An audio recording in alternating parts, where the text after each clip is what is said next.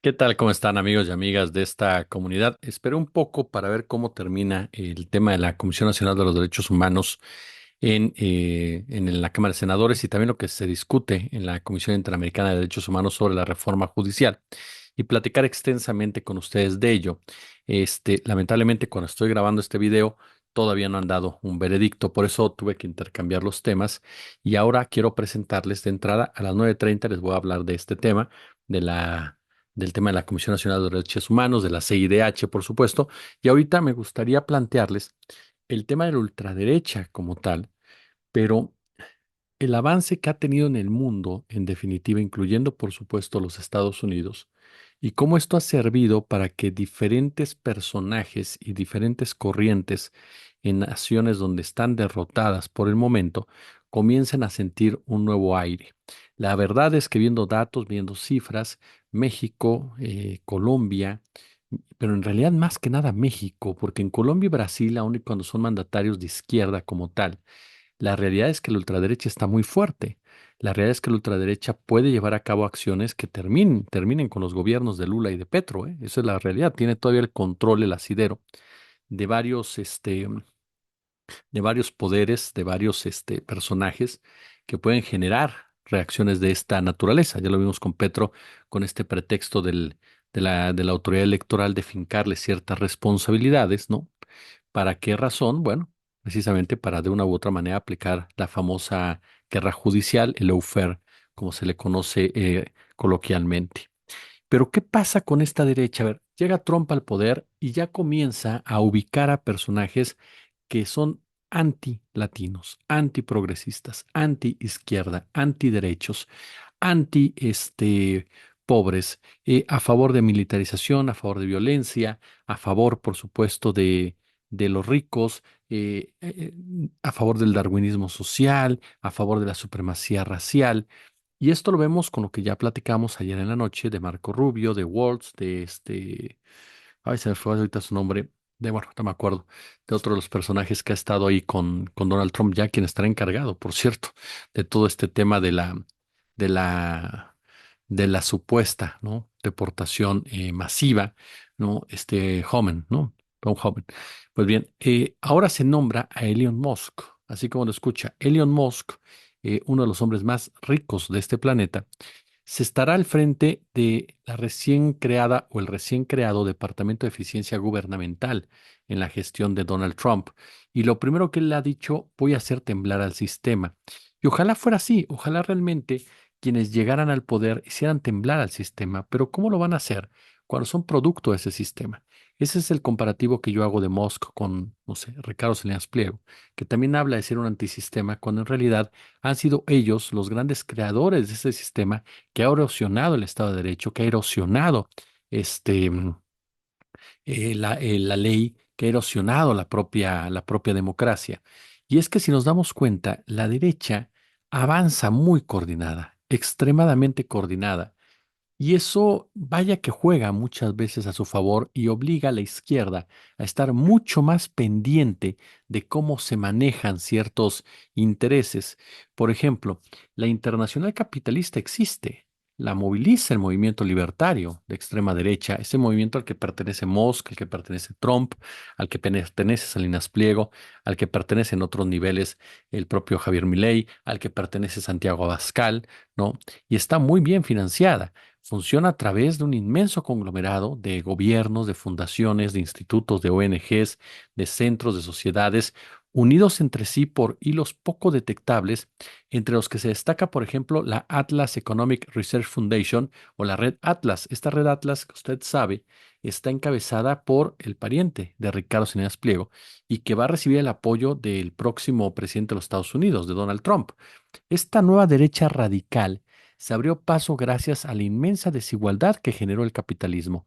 Es muy llamativo que en Occidente los niveles de desigualdad sean hoy los mismos que hace 100 años, cuando los fascismos comenzaron su carrera y éxito veloz. Con Trump vuelve a primer plano el ex consejero de la Casa Blanca, Steve Bannon, quien en 2018 había lanzado The Moment, una plataforma para unificar a la extrema derecha del viejo continente o como mínimo ofrecerle apoyos y ayudas en análisis, estudios, propaganda. A ello hay que sumar la red que ha tejido Vox en América Latina bajo la etiqueta de Foro de Madrid. Ahora, la red Atlas, patrocinada por el hermano Salinas Pliego, también está detrás de las políticas de Donald Trump. Sus políticas han sido escritas para él en un mandato de liderazgo de 900 páginas, elaborada por un grupo de think tanks, liderados por supuesto por Heritage Foundation, quien es miembro de Atlas Network. La red que ayudó a alterar el poder político en diversos países es una extensión tácita de la política exterior de los Estados Unidos. Hablamos de los famosos think tanks asociados a Atlas, que son financiados por el Departamento de Estado, la USAID, por supuesto, la National Endowment for Democracy, que es el brazo crucial del poder blando estadounidense, y es extrema, es radical, es fascista, es una derecha nueva que se parece poco a las derechas liberal conservadoras que conocíamos y que avanza en el mundo con diferencias, con algunos rasgos comunes, la exaltación individualista, la reacción a los avances progresistas en materia de igualdad de género, los derechos de las minorías, el proyecto de reconstrucción del patriarcado, un anticomunismo renovado y la irradiación capilar del odio como una estrategia de construcción política. Musk, ¿no? Decidió intervenir directamente en la política de algunos países, entre ellos, por supuesto, el suyo, pero además se involucró durísimo en el tema Venezuela, se involucró durísimo en el tema de Italia, ni hablar precisamente de Argentina. En México mantuvo un cierto respeto, en realidad no se involucró, por lo menos no públicamente como lo hizo ya en otros lados, no se quejó tanto cuando se determinó que el litio se quedara en territorio nacional, como sí lo hizo con Bolivia, en donde habló incluso un posible golpe de Estado. Se ha mantenido un poco al margen de México, Musk, fuera de todo este asunto de la fábrica que sí, que no, que demás allá en Nuevo León. La realidad es que con nuestro país no se ha metido tanto y eso es algo que habrá que estar muy atentos de por qué no se ha involucrado hasta ahora de esa manera. Pero a mí me queda muy claro que hay críticas directas incluso a la Unión Europea, hay críticas directas a su potencial para influir en elecciones o provocar sucesos violentos o bien antidemocráticos. Incluso a Musk, los propios integrantes de la Unión Europea lo cuestionan por lo mismo, ¿no? Le hablan de él como un personaje que puede generar esta violencia, que puede generar esta antidemocracia. Musk ha sido fundamental, fundamental por su apoyo mediático, por su apoyo financiero, para llevar a Donald Trump al poder, para regresarlo al poder. ¿No? Él ha dicho, es un líder viril, ¿no? Es un hombre fuerte como el líder en China, como el líder de Rusia, y no se limite en decirlo, Musk, que Trump es el hombre que necesita ahorita Estados Unidos y Occidente, según sus propias palabras. Pero el nombramiento de Trump, de Musk, si por un lado el nombramiento de Mark Rubio como secretario de Estado, de este Homen como al frente del tema migratorio, de Waltz en el tema de seguridad, son puntos que te hablan de una derecha anti-izquierda, antisocial, antiprogresista, una derecha que intentará imponer su agenda imperialista en todos los sentidos, particularmente con las naciones mucho más débiles, y que no será fácil negociar con estos personajes. La llegada de Musk confirma algo que hemos platicado con ustedes en muchísimas oportunidades. ¿Por qué?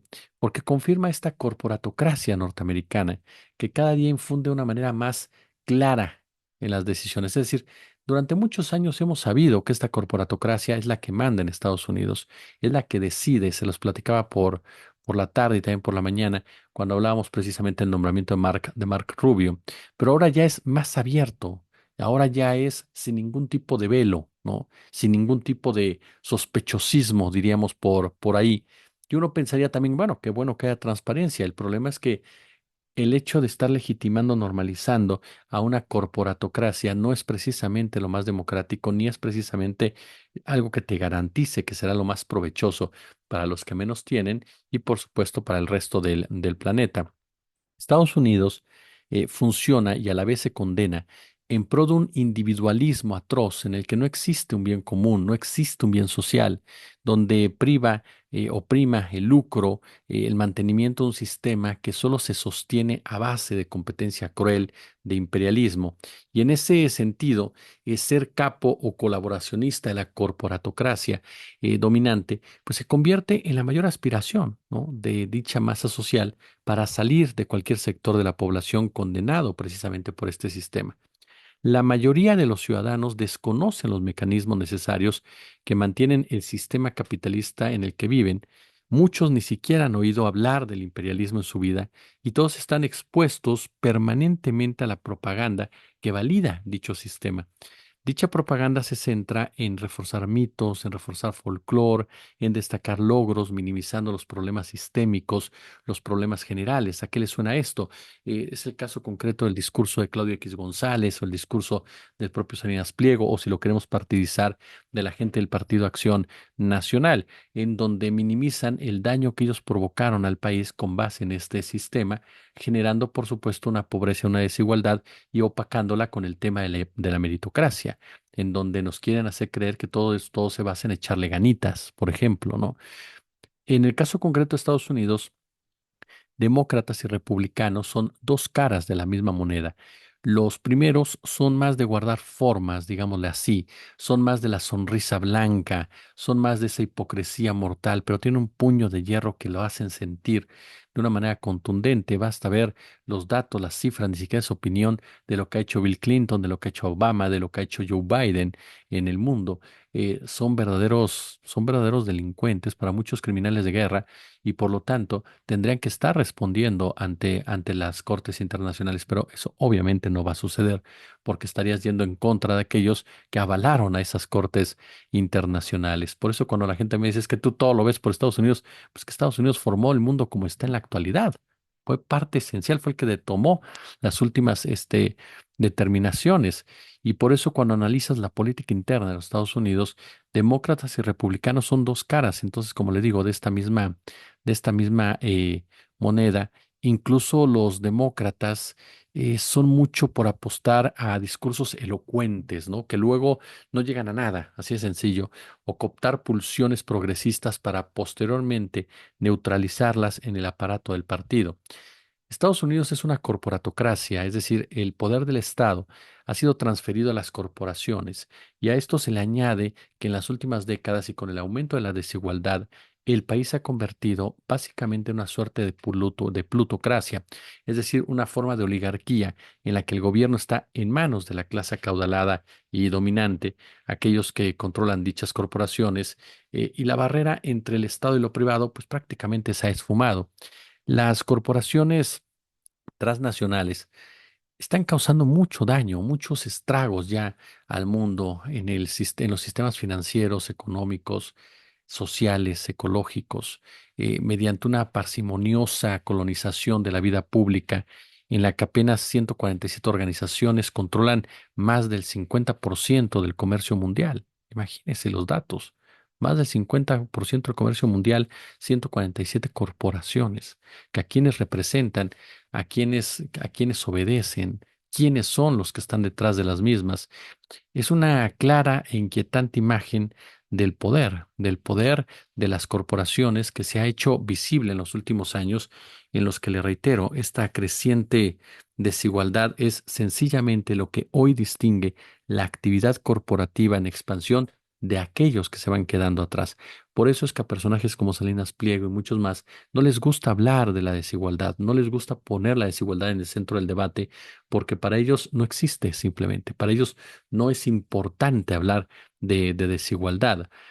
Una lista, hace unas semanas se dio a conocer un estudio en el portal Rebelión de una lista de empresas que socavan la democracia, a saber, de empresas emblemáticas que se benefician económicamente a costa de vulnerar persistentemente los derechos humanos y sindicales, de monopolizar los medios de comunicación, de monopolizar precisamente la tecnología, de exacerbar la catástrofe climática, de privatizar los servicios públicos. Representan un amplio mundo corporativo que protege y expande sus propios beneficios, socavando la democracia. Esas empresas que fueron señaladas fueron, por ejemplo, Amazon, Grupo Blackstone, ExxonMobil, Glencore, Meta, Tesla, ¿no? Como principales, además de Vanguard Group. Uno de los fondos de inversión más importantes de este planeta y que tiene un peso específico en las decisiones que se toman y de las políticas económicas que se manejan. Entonces, esta llegada del señor Elon Musk al gabinete de Donald Trump en una posición que para algunos parecería intrascendente, la realidad es que no es así. La realidad es que nos marca precisamente la normalización de una corporatocracia, la cual no le importa, por supuesto, en lo mínimo, el valor intangible, el valor del ser humano, porque para ellos todos somos desechables. Así llegamos a esta nueva era. Nos vemos a las 21:30. Yo por lo pronto les agradezco por su atención. Pulgar arriba si les gustó el video, compártanlo. Ayúdanos, por supuesto, a seguir creciendo. Ya lo saben, en este espacio cabemos todos. Habrá ocasiones en las que no coincidamos y es muy válido. Es parte de este ejercicio. No tenemos que pensar siempre igual, ¿no? Pero aquí su opinión siempre va a valer y siempre la vamos a escuchar. Como siempre, un gusto. Como siempre, un placer.